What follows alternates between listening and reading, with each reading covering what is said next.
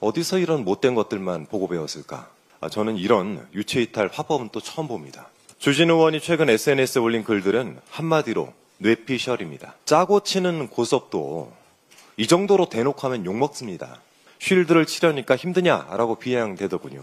착각하게 만들겠다는 의도가 있지 않았습니까? 김 총리 후보자를 뇌물수수, 정치자금법 위반 등의 혐의로 고발을 했고요. 검찰은 전광석화처럼 이 사건을 서울중앙지검 형사 1부에 배당했습니다.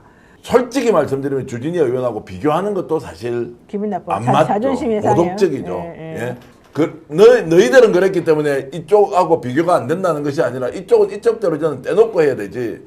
이재명 정부를 전 정부하고 평가하는 것은 그렇게 비교하는 걸 좋아하는 사람은 하지만 저는 아예 완전히 다르다라는 관점에서 그냥 갈 길 가는 것이 맞다라고 저는 조언을 드리겠습니다. 김 총리 후보자를 뇌물수수, 정치자금법 위반 등의 혐의로 고발을 했고요. 검찰은 전광석화처럼 이 사건을 서울중앙지검 형사 1부에 배당했습니다. 아마도 검찰이 한번 해보자. 정면으로 니네들이 우리를 괴롭히니까 우리도 한번 꽥 해보자.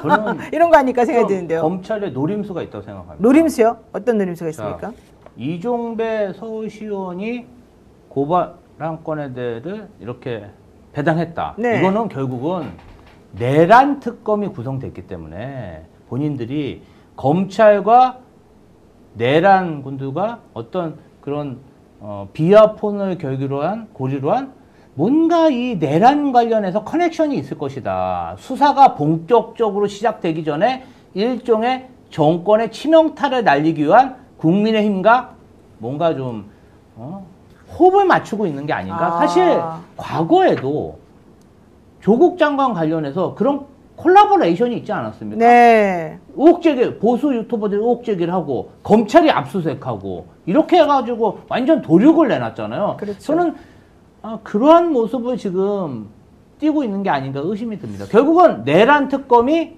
이자들에게 큰 위협이 되고 있다. 이렇게 보입니다. 이런 각도로 한번 보시죠. 지금 검찰이 해체되게 돼 있지 않습니까? 그러면 입법 과정도 있어야 되고 또 안은 있지만 이게 국회 논의 과정에 절대 시간이 필요하죠.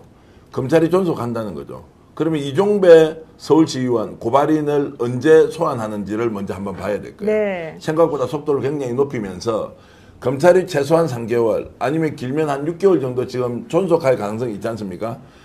이때 이 건을 가지고 전격적으로 수사해서 조치를 하겠다라는 계산이 서 있을 겁니다.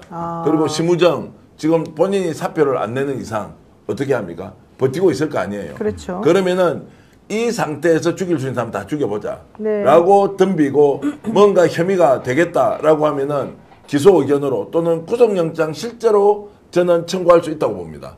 자, 이런 것까지 지금 각오하고 대비를 해야 한다. 그렇지 않으면 이 도발을 단순히 겁죽이다. 이렇게 봐서는 절대 안 된다. 그럼 이게 이거밖에 없느냐? 아니죠. 지금까지 수없이 많은 캐비넷이 존재한다고 했지 않습니까?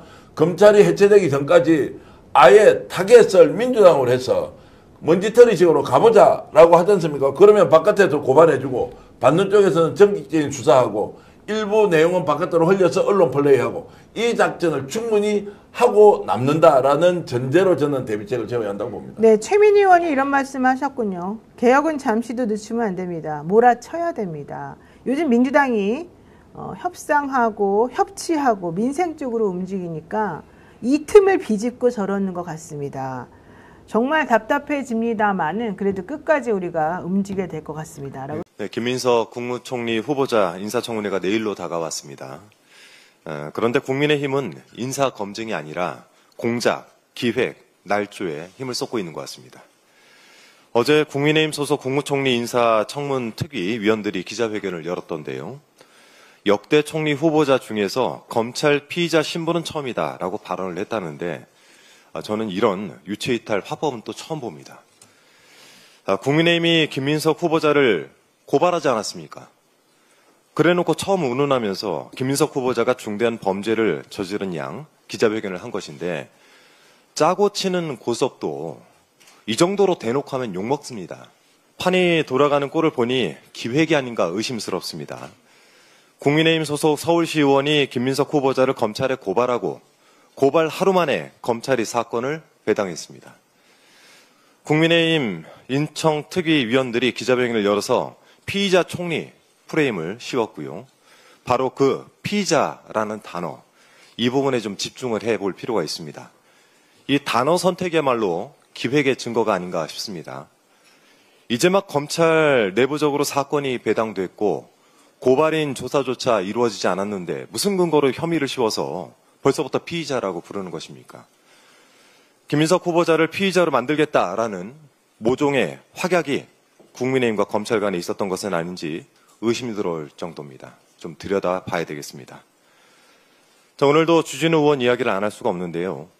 인사청문회 준비를 하는 줄 알았더니 이 망상을 동원해서 장문을 하고 있었더군요. 주진우 의원이 최근 SNS에 올린 글들은 한마디로 뇌피셜입니다. 어제는 페이스북에 김민석 후보자가 총리 되면 생기는 일이라는 제목으로 7가지 항목을 기재해서 올려놨던데 그 내용이라는 것이 너무 유치하고 허황돼서 구체적으로 거론하진 않겠습니다. 다만 사입이 무속 정권을 세운 정당의 의원답게 이제 예언까지 하시던데 기특합니다. 일어나지도 않은 일을 예단해서 허무맹랑한 글을 퍼뜨리는 것, 이것이야말로 허위사실 유포 아니겠습니까?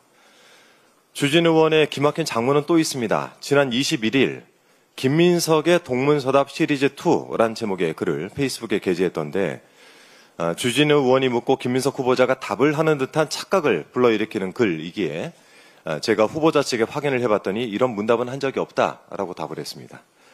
그러니까 그 문답 자체는 허구이고 허위인지도 살펴볼 문제입니다. 100번 양보를 해서 주진우 의원이 제기하는 의혹들을 좀 더 쉽게 설명하기 위해서 문답 양식을 채택했다 하더라도 읽는 사람으로 하여금 사실관계를 오해하게 만들거나 또 후보자에 대한 부정적인 이미지를 교묘하게 심으려고 했다면 이것 또한 날조이고 악의적인 허위사실 유포 아니겠습니까? 이 글은 김민석 후보자의 출판 기념회 등 경조사 관련 사항을 다루고 있는데요. 그중 한 문장이 유별나게 모호해서 논란을 낳고 있습니다. 화면 준비됐죠? 네, 그 문장을 한번 보시겠습니다. 결혼식 12월 12일, 빙부상 11월 2일, 출판 기념회 11월 29일인데 수억 대 현금을 한두 달 사이에 다 썼다라고 하는 질문을 쓴 것인데 이 부분을 두고 이해식 의원이 5년에 걸쳐 있었던 경조사를 불과 2개월 내에 있었던 것처럼 조작질을 했다라고 지적을 했더니 주진우 의원이 되받아서 재산 등록 기준일인 12월 31일 이전에 현금을 다 썼다라는 점을 지적한 것이다. 쉴드를 치려니까 힘드냐라고 비아냥대더군요. 진짜. 그러니까 창작을 하려면 좀 섬세하고 치밀하게 했어야죠. 자신이 주장하는 바도 명확히 전달하지 못할 바에 이런 장문을 해서 무슨 소용이 있겠습니까? 전영기 의원이 SNS에 밝힌 글을 좀 잘 읽어보시기 바랍니다. 김민석 후보자의 결혼은 2019년이고 빙부상은 2020년, 출판 기념회는 2022년과 2023년이었다고 합니다. 경조사가 모두 한 해에 연달아서 있었던 것처럼 착각하게 만들겠다는 의도가 있지 않았습니까? 당장 그 글을 내리고 사과하는 것이 좋을 것입니다. 타인을 향해서 쉴드라고 지적하기에 앞서 이런 글을 쓴 자신의 부족함부터 되돌아봐야 되겠죠. 제가 관심이 없던 주진우 의원을 최근 보건대 동료 의원님을 떠나서 이런 생각이 듭니다. 어디서 이런 못된 것들만 보고 배웠을까? 국무총리 후보자를 피의자로 만들기 위해서 온갖 노력을 하고 사실관계를 멋대로 해석해서 허구와 허상으로 후보자에게 악의적인 낙인을 찍는 공작정치, 이것은 반드시 청산해야 되겠습니다. 내란 봉조정당의 국정 발목 잡기를 위한 이런 식의 기획과 날조에 무릎 꿇는 일은 없어야겠습니다. 없을 것이고요. 더불어민당은 국민 주권 정부가 조속히 구성돼 산적한 개혁 과제를 힘있게 추진해 나갈 수 있도록 최선을 다해서 돕겠습니다. 이상입니다. 국민의힘 송원석 원내대표가 김민석 후보자는 국회를 우습게 하는 분이다라고 얘기를 하면서 지명 재고를 요구했고요. 이재명 대통령은 여기에 대해서 청문회 때 해명 지켜보는 게 바람직하다라고 답을 했습니다. 세 분의 시각을 좀 들어보겠습니다. 신규 대표는 어떻습니까? 글쎄요, 저는 국민의힘의 송원석 원내대표가 오늘 이제 대통령을 뵌 자리에서도 김민석 후보자가 국회를 우습게 한다 뭐 이런 식의 발언을 하면서 이제 부적절하다 이제 이런 입장인데요. 자꾸 이렇게 과거 얘기를 해서 참 민망하긴 하지만은 윤석열 전 대통령 국회를 우습게 한 게 아니라 아예 짓밟으러 들어가지 않았습니까? 그리고 과거에 한덕수 총리는 국회에 와가지고 소리를 고래고래 지르던 모습이 아직도 저는 눈에 선하거든요. 근데 그런 상황에서 전혀 반성과 사과도 없이 그냥 김민석 후보자한테 뭐 국회를 우습게 안다라는 식으로 딱지를 붙이는 게 무슨 의미가 있나 좀 그런 생각이 우선 들고요. 게다가 김민석 의원 후보자도 의원 출신 아닙니까? 의원을 4번이나 지내면서 많은 부분에 있어서 국민들로부터 직접 선출도 받고 네. 정치인들이 그런 검증을 상시적으로 받거든요. 그래서 저는 김민석 후보자의 이야기를 지금 들어보지도 않았는데 벌써부터 뭐 된다 안 된다 이렇게 이야기하는 것 자체가 너무 성급한 거 아닌가. 그러면 인사청문회를 뭐더러 합니까? 그래서 전 인사청문회가 이제 다음 주 화요일 수요일 대기해 있으니까 뭐 야당은 야당대로 문제제기하는 거 너무 과도한 면은 있습니다만은 후보자 얘기를 들어봐야죠. 그래서 전 그 이틀 동안에 국민 여론도 살펴봐야 될 네네. 것이고 무엇보다 지금 주진우 의원이 총대 메고 달려들고 있는 상황인데 지금 인사청문회장은 영장 받아가지고 압수수색해가지고 수사받는 곳이 아니잖아요. 근데 지금 거의 수사하듯이 하고 있어요. 그래서 저는 이런 식으로 하는 것은 인사청문 제도를 너무나도 형해화시킬 수 있다. 그 제도의 목적에 맞게 네네. 국무총리직을 수행할 만한 도덕성이 있는지 여부를 저는 좀 열린 마음으로 전향적으로 저는 좀 검증하는 게 국민들을 위해서 필요하지 않는가. 저는 그런 생각이 듭니다. 저 하나만 더 네네. 역으로 여쭤보고 싶은 게 국민의힘이 집권했을 때 정부 초기에 한덕수 총리 인준됐거든요. 근데 한덕수 총리 때 한번 우리 이창근 위원장님도 그때 의석수 한번 돌이켜 보시면 좋겠는 게 그때 국민의힘이 소수당 아니었습니까? 그러니까 민주당이 협조를 해줘가지고 국무총리로 취임을 할 수 있었던 거거든요. 그건 뭐 숫자로 계산해 보면 너무 자명한 사실인데, 근데 한덕수 총리를 우리가 이미 많이 봐서 알지 않습니까? 그분의 뭐 로펌에서 근무했던 경력이라든지 뭐 그 외에도 지금 뭐 이제 내란 관련된 수사까지 받아야 되니까 굉장히 문제가 많은 분이라는 걸 우리가 알고 있는데 그럼에도 불구하고 대한민국에서 총리를 일단 지내셨단 말입니다. 그렇다면 저는 국민의힘만큼은 그러니까 국민들께서 뭐 김민석 후보자가 이렇다 저렇다 이야기하시는 평가의 영역은 저는 뭐 당연히 존중하는데 국민의힘은 한덕수 총리를 세워서 인준을 요청했고 민주당으로부터 인준을 받은 입장에서 이런 식으로 김민석 후보자한테 정부 초대 총리까지도 임명 못하게끔 뭐 무적격자다 물러나는 게 맞다 뭐 국회를 우습게 보니까 안 된다 이런 식의 논리는 좀 너무 과도한 거 아닌가 2년 전을 이미 다 까먹은 거 아닌가 그런 생각이 듭니다. 뭐 여러 가지 증명을 하라고 했고 본인이 청문회에서 증명을 하겠다라고 했으니까 어떤 자료들이 나오는지를 좀 보기로 하고요. 이 문제도 좀 얘기를 해보겠습니다. 어쨌든간 야당의 주진우 의원이 지금 아까 총대를 메고 이 청문회와 관련된 여러 가지 김민석 후보의 재산 관련 의혹을 제기하고 있는데 여당 쪽에서도 사실은 이 주진우 의원의 재산 형성 과정이라든지 10대 아들이 가지고 있는 7억 어떻게 모았느냐 이런 문제를 또 제기를 했지 않습니까? 여기에 대해서는 어떻게 생각하시는지 이창근 위원장이 먼저 말씀하시죠. 다만 이번에 국회의원답게 품위와 그런 자격을 가지고 그렇게 임했으면 좋겠어요. 그리고 주진우 의원 같은 경우도 뭐 지금 사실 본인이 똑같은 얘기를 하고 있잖아요. 네네. 재산 문제에 관해서 이미 이제 나올 거 다 나왔어요. 그렇다면 뭐 청문위원으로서 청문회에서 이제 다루면 되죠. 더 이상 공중전 하지 말고 저는 그렇게 얘기하고 싶어요. 예. 제가 봤을 때 이 부분은 이재명 대통령이 가장 합리적으로 정리한 것 같아요. 청문회 대명 지켜보고 일단 판단하자라는 것이 정답인 것 같아요. 그런 생각이 드는데 다만 이제 민주당이라든가 우리 국민들이 자라보고 논란 갔으면 소뚜껑 보고 놀란다고 윤석열 정부 겪고 나니까 주진우 검사에 대해서 또 이상하게 의심이 드는 거예요. 자기도 이 보니까 많은 의혹들이 있는데 네네. 그걸 덮어놓고 특수부 검사라는 자리를 통해 가지고 남의 것들만 고의적으로 막 의혹 제기하는 사람이 아닌가라는 이런 생각이 드는 거예요. 근데 그 부분에 있어서 국민의힘에서 이 주진우라는 사람이 총대 맥에 떠밀었는가? 네. 아니면은 주진우라는 사람이 이런 걸로 가지고 내가 저격수에서 뜨겠다라고 자발적으로 나섰는가? 이런 부분들에 대해서는 정치적으로 한번 지켜볼 필요가 있다는 생각이 들어가요. 국민의힘이 윤석열 정부에 대해서 반성을 한다면은 주진우 의원 같은 사람이 전면에 나서서 이런 행태를 보이는 것은 좀 네. 자제시키는 것이 맞지 않나 그런 생각이 듭니다. 그러니까 저는 이제 뭐 네. 주진우 의원 이제 뭐 앞으로 뭐 모르겠습니다. 그 최혜병 특검 같은 거 들어가면 네. 아마 이제 뭐 수사 대상자에 오를 가능성도 있는 분이긴 한데 뭐 주진우 의원이 그래도 합법적으로 일단 뽑혀 있으니까 청문위원으로서 검증하고 질문하는 거는 그건 잘못은 아니죠. 근데 이제 국민들 입장에서는 충분히 제기할 수 있는 게 뭐냐면은 주진우 의원 스스로 아빠 찬스라는 얘기와 구도를 자꾸 만들다 보니까 국민들 보시기에는 아니 근데 뭐 그 말도 맞는데 우리가 내로남불하면은 굉장히 싫어하지 않습니까? 근데 주진우 의원 보니까 아니 평생을 검사로 공무원으로 살았는데 어떻게 재산이 70억이 있냐. 그 보니까 아버님이 또 검사 출신의 변호사 네네. 하셨으니까 그럼 뭐 물려받았다고 하고 그럼 그거 아빠 찬스 아닌가? 이런 생각을 갖는 거고 또 지금 주진우 의원의 자녀분이 또 굉장히 지금 막 성인이 막 된 나이로 알고 있어요. 굉장히 젊은 나이인데 벌써 7억이라는 그 금원을 이미 뭐 증여를 했든 해가지고 이미 가지고 있다 보니까 이 부분도 그러면은 또 아빠 찬스 내지는 할아버지 찬스 아니냐라는 생각이 떠오르는 건 너무나도 자연스럽다는 것이죠. 그러니까 여기에 대해서 떳떳한 공직자로서 또 국회의원으로서 본인의 지위가 또 네. 힘을 얻기 위해서는 전 주진우 의원이 본인에게 제기되는 문제도 있다면 뭐 회피할 건 없지 않겠습니까? 근데 이걸 가지고 뭐 자꾸 이렇게 말장난하듯이 뭐 법무부 장관으로 추천을 하고 뭐 이분이 와서 뭐 추천해 줘서 고맙습니다. 이런 식으로 너무 가는 것은 저는 국민들 앞에 보일 정치인들의 태도는 아니다. 전 좀 더 정정당당하게 네네. 국민들이 물으면 거기에 대해서 전 정치인들이 마땅히 응당 저는 답을 해야 된다 이렇게 생각합니다. 24일, 25일 이틀에 걸쳐서 진행이 되는데 일단 이 인사청문회 관련한 기사들이 쏟아지고 있어요. 여러 가지 논란들이 있는데 대부분은 좀 소명이 된 것 같은데 또 새로운 논란이 있습니다. 칭화대 석사학위 논란이에요. 그러니까 이게 두 가지로 나눠지는 것 같은데, 그러니까 여러 가지 뭐 이제 최고위원이라든지 이런 걸 수행을 하면서 중국까지 왔다 갔다 했느냐, 정말 석사학위를 제대로 딴 게 맞느냐 하고, 두 번째는 오늘 나왔던 반도자. 네. 뭐 이 단어에 대한 탈북민 비하 발언에 대한 논란인데 어떻게 보고 계세요?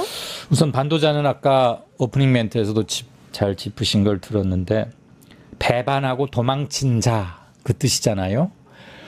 북한 정부 입장에서 보면 탈북자는 배반하고 도망친 거라고 하겠죠. 북한 입장에서 보면. 네. 우리는 자유를 찾아서 또는 못 살겠으니까 좀 더 나은 삶을 위해서 등등의 이유로 목숨을 걸고 북한의 국경을 탈출해서 중국으로 잠입해서 힘들게 지내다가 동남아 같은 데를 경유를 하거나 등등해서 우리로 오게 되는 지난한 과정을 거치지 않습니까?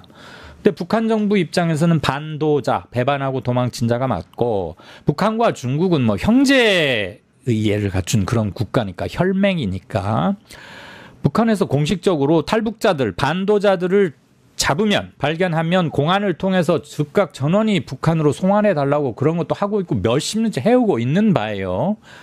그러니까 중국에서도 그 용어를 공식적으로 널리 쓰는 것은 충분히 우리가 짐작할 수 있고 김민석 총리 후보자가 법학 석사 칭화대 상하이에 있는 명문이죠. 네.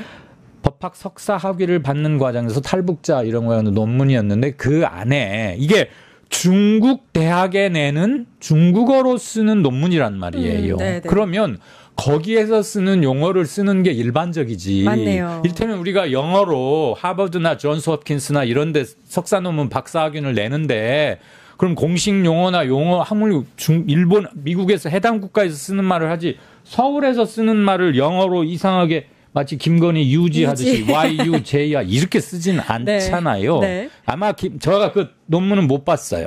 근데 아마 김민석 내정자가 학위 논문을 쓰는 과정이면 그 베이스에서 쓰는 게 저는 일반적이라고 봅니다. 근데 이걸 가지고 야 북한 입장에서 뭐 했다는 것은 정말 말이 안 되는 것이고 검증은 한 개인의 정치적 주장이나 사상적 발언 이런 거는 검증의 대상이 아니라 토론이나 논쟁의 대상이지요. 아, 너는 그렇게 생각해? 나는 이런데 우리가 조금 바라보는 관점이 다르네. 이런 걸로 얘기하는 것이고 검증은 저 사람이 지금 거짓말을 하고 있나 아닌가.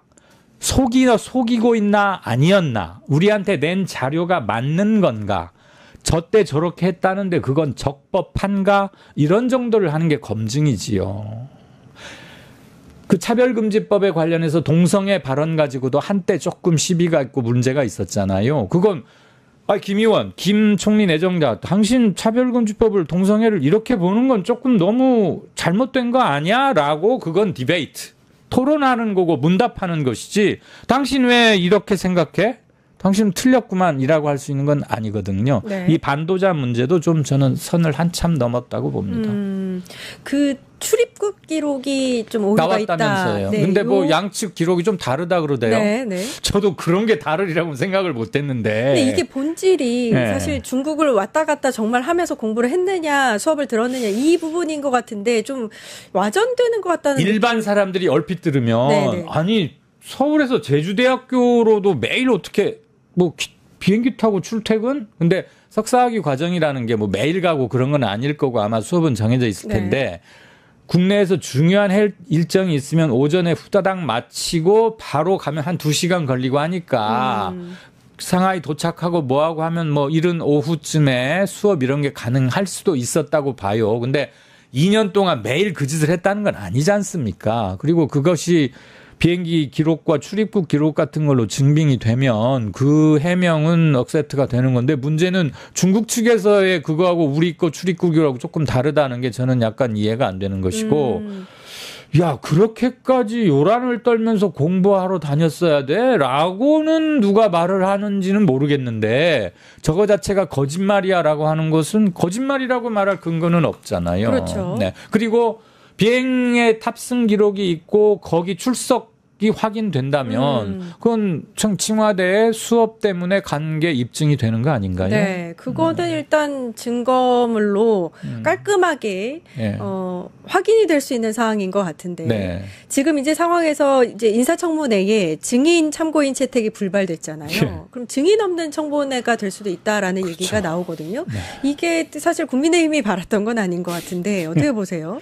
그 규정이 일주일 전에 네. 증인에게 통보가 되어서 그 사람이 그걸 인지해야 온다 안 온다를 결정하는데 그 일주일 마지막 데드라인을 넘겨버렸잖아요. 증인 무슨 전현 배우자들을 다 함께 부르겠다. 이거는 정말 좀 그렇지 않나요? 네. 그 전현 부인들에게 확인하려고 하는 게 뭔지도 모르겠지만 불편할 수도 있는 두 사람을 다른 곳도 아닌 국회 인사청문회장에 같이 나란히 앉히겠다? 저는 이거 자체가 경우가 아닌 그 좀 맞습니까? 그게 가족의 그러니까요. 관점에서도 저는 아주 억지를 부린 것이라고 보고 이거야말로 대표적인 망신주기 뭐 발목 잡기 이런 것 네. 같은데 어쨌거나 그 옥신각신하다가 일주일을 넘겨버렸기 때문에 서령 증인으로 합의가 된다 해도 출석 요구를 받은 증인이 안 가버려도 제재할 아무런 수단이 없어요. 그러니까 최악의 경우는 증인 없이 할 수도 있는데 정말 국힘이 검증을 하겠다면 인청에서 인사청문회에서 그렇다면 외부 증인을 한 사람이라도 놓고 물어야 최소한의 객관성이 확보되는 게 아니겠어요. 네. 근데 완전히 이렇게 돼버렸으니까 혹시 지금 국회 의석 분포상 뭐 통과되리라는 건 확실하니까 인사청문회 들어가기 전에 미리 흙탕물을 다 일으켜서 창피와 의혹만 던져놓고 그냥 스르르 빠지는 학업에는 뜻이 없는 거 아닌가라는 생각이 들기조차 합니다. 네. 이게 이제 말씀하신 대로 과도한 흠집내기가 아니냐, 발목 잡기가 아니냐 이런 논란이 나오고 있는데 오늘 이제 이재명 대통령이 여야 지도부 이제 오찬에서 이 얘기를 했어요. 인사청문회법이 좀 이제 고쳐져야 될 필요성을 느낀다. 뭐 이런 얘기를 했습니다. 예. 그러니까 너무 이제 도덕적인 측면에서 과도하게 검증이 들어가는 부분에 대한 이야기를 한 것 같은데 어떻게 보세요?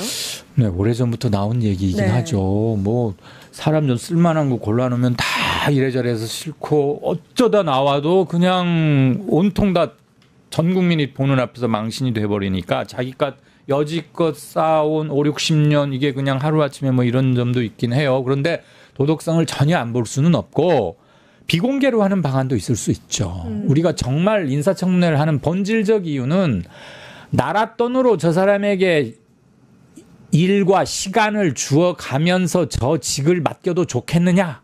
깜냥을 보는 거 아닙니까? 일단은 역량, 능력이 먼저인 것이고 그다음에 도덕성도 어느 정도는 상관이 됩니다. 왜냐하면 암과 삶이 전혀 일치하지 않는 모순되는 사람에게 무슨 그 사람이 뭔 일을 추진할 때 정책 신뢰도나 리더십이 그렇게 크게 막 되리라는 기대하는 건 어렵긴 하잖아요. 그런데 도덕의 기준이 너무 다르고 이른바 국민정서법은 상한선과 하한선이 진폭도 크고 모호한 점이 있기 때문에 그걸 강제성을 갖춘 채 일률적으로 적용하기는 대단히 어렵습니다.